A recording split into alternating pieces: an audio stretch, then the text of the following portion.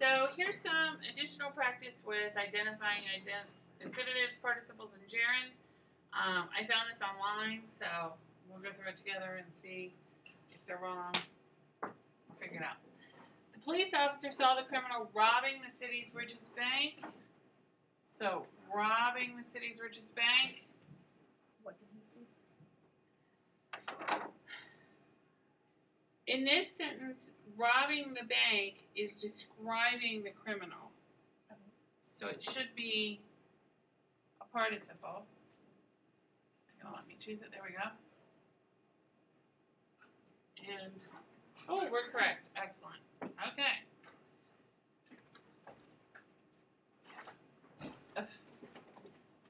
All right, here we go. Inspecting the condition of the boat made them nervous about sailing. Again, it ends in ing, so we know it's a participle or a gerund. We have to decide is it being a noun or an adjective, and in this case, it's being a noun because it's a subject. Noun because it's a subject. Excellent.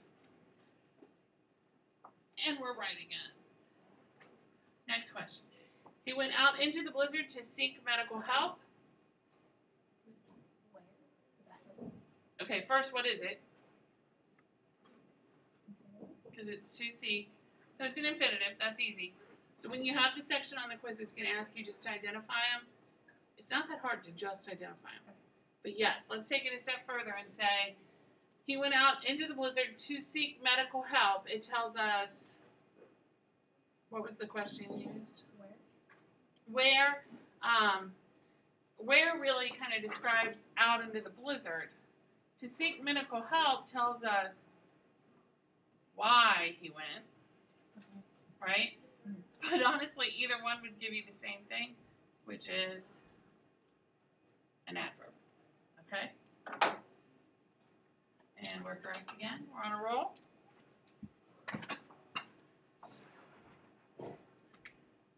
Dangling a modifier in every sentence, the student gave proof of his grammatical ambivalence. One of the tricks we talked about today is if it starts the sentence, it ends in ing, it's followed by a comma, it's a participle. Even though it ends in ing, because it's not the subject. That comma tells me it's not the subject. We don't put commas between subjects and verbs. The subject of this particular sentence is student. Student gave proof. Okay? So this is a participle that's modifying student. And we're right again. We're on a roll. Okay. By twirling a heavy top on its vertical axis, you can create the effect of a gyroscope. Now, the rule that we just talked about, where it starts a sentence and then has a comma, here's an exception to that rule, because the verbal is not starting the sentence. The sentence is actually started by the word by. And what part of speech is by?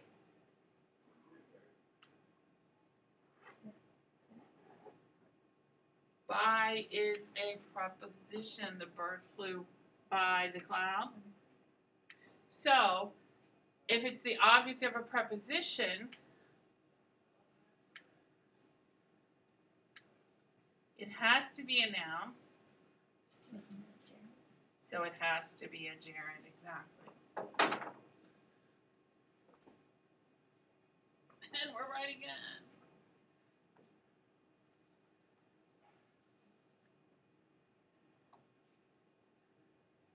The osprey always tries to catch one large fish with every dive. Infinitive, because it's to catch. And in this sentence, is the infinitive being a noun, an adjective, or an adverb? No, catch is part of it. You guys love to do that. Catch is part of it. The osprey always tries. What question are we going to ask here? What? Is he trying to do? Yeah, it is what this time. Yeah. So the osprey always tries what? To catch a fish. What equals noun. So this infinitive is acting like a noun. In this case, it's the direct object of the sentence. Okay? We have to be careful when we're asking the questions that we're not using the words within the verbal phrase itself to ask the question. It's the words that aren't in it that we have to ask about. Okay? Next question. Throwing half-eaten chicken pieces over his shoulder, my friend Henry obviously thought he was Henry VIII. And you said this would be.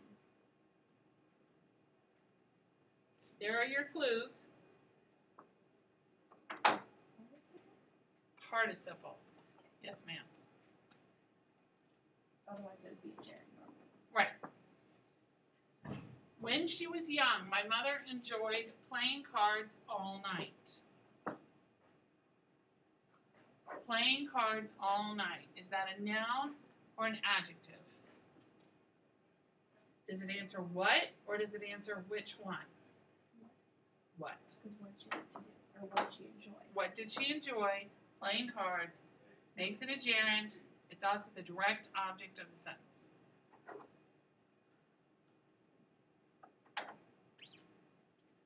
Right again, because we're amazing. To plunder the possessions of their enemies. Infinitive. Infinitive. And in this sentence, how is it acting?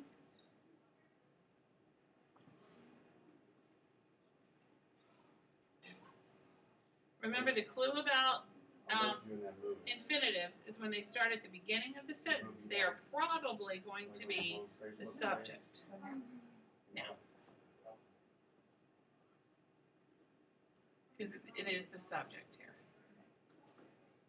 Okay?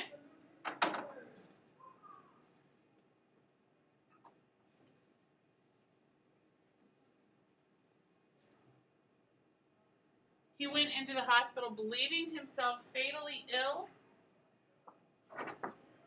Believing himself fatally ill. And it's an adjective. It's asking why. Let's see. And you're right. Has to be an adjective, has to be a participle. Because only gerunds are nouns. I bet there aren't any more, but let's see. Oh, there are. Let's do a couple more. Seeing the light of a new day inspired great gratitude in the sick woman. Seeing the light of a new day It's the subject. is the subject. So it has to be Gerund. gerund. I don't know. Oh, I didn't check it, but it was right. She went to the station to meet her friend. Infinitive. Infinitive. There it is. Infinitive. And it's what kind of infinitive? Is it noun, adjective, or adverb? She went to the station to meet her friend tells us Why she went there? why she went there. And why tells us it is an adverb. Yes. Answers the question, why?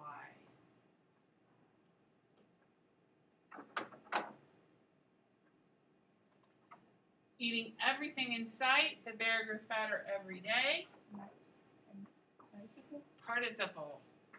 And here are, whoops, here are our clues right here. Okay? So, stop it.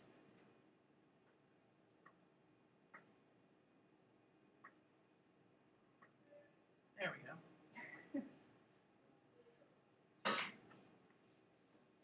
Her greatest vice, drinking 10 cups of tea every day.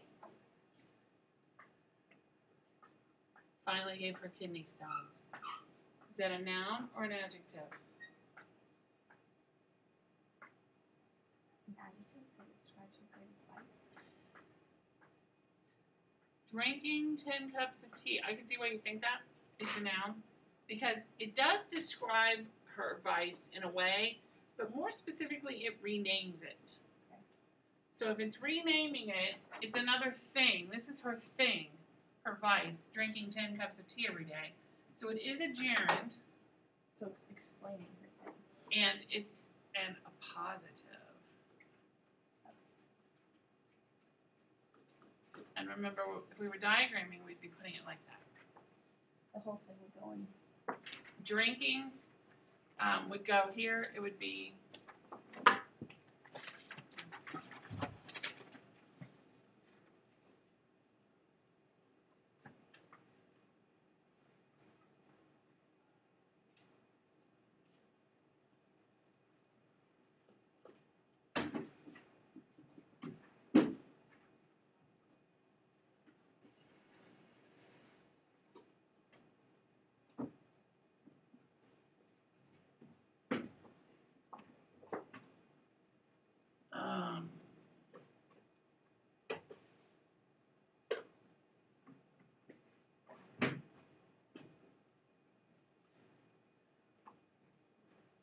her greatest vice, drinking 10 cups of tea every day, gave